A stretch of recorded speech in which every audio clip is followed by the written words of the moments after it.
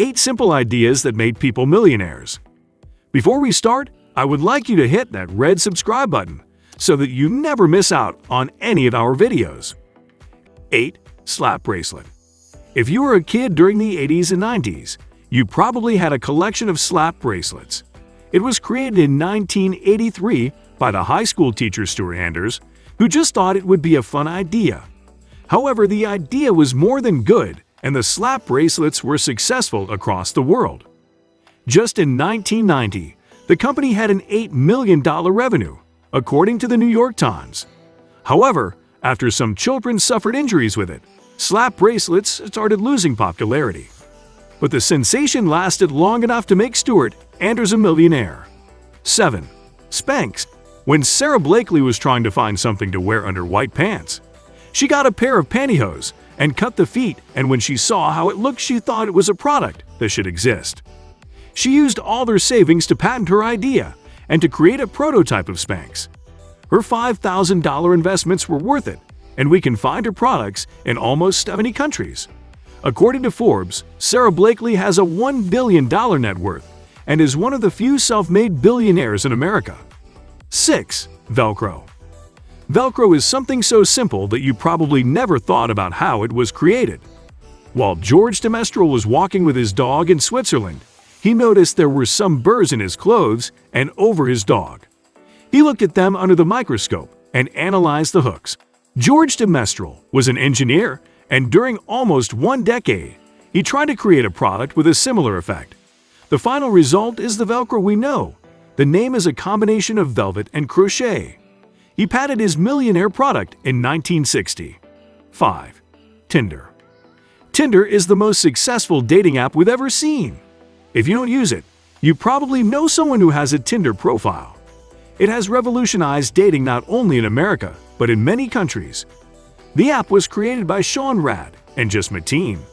They were college students and met during classes. The entrepreneurs just wanted something simpler than the Hot or Not, and that was made for phones, not a computer. According to Forbes, the company is now a powerful brand worth $3 billion. 4. Post-it. Post-it is another product that we all have at home and at the office. The curious fact is that it was created almost by accident. In 1974, Arthur Fry was trying to find bookmarks that didn't fall out on his symbol. After many attempts, he remembered that Spencer Silver, a colleague from work, had invented an adhesive that was not so strong. He used it on his bookmarks and noticed how useful it could be. He presented the prototype to his company, 3M, but they weren't sure about the idea. They released it in 4 cities, and the original name was Press and Peel. It took a while, but the small bookmarks started to sell very well. They renamed it to Post-it, and the rest of history we know. 3. Zumba. Piero Perez is a Colombian immigrant who was teaching traditional aerobic classes in the United States. One day he forgot the tape he recorded with pop music songs and saw that he took one with Latin music instead. Immediately, he behaved like everything was planned and said he had something new to show. He improvised the steps, and people were excited with the new class. Perez saw the idea had potential. He not only introduced Latin music on his classes, but he recorded a tape with many people following his classes by the beach. He started selling the videotapes on television and also teach other instructors. The result is a brand and is worth more than $2 billion. 2. Koosh Ball. This is another product very popular among the kids who grew up during the 80s and 90s. It was created in 1986 by the engineer Scott Stillinger that was trying to teach his children to play catch.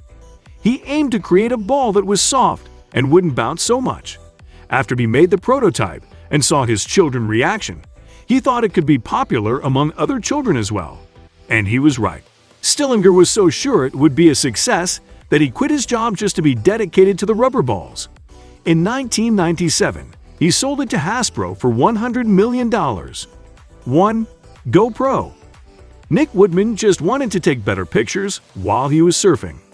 To solve that issue, he got a camera and strapped it on his arm, and that was how the idea of GoPro was born. He and his parents invested $260,000 in the idea and created a camera that was resistant, light to carry, and also much cheaper than the versions available. According to Woodman, it was a success since the beginning, and it also has changed how people record sports. This brings us to the end of our video. I hope you enjoyed it. Hit like if you did, and don't forget to subscribe to our channel so that you don't miss any of our videos in the future. Also, watch the 2 videos that are on your screen because I'm sure you'll love them. With that, I'll see you in the next video.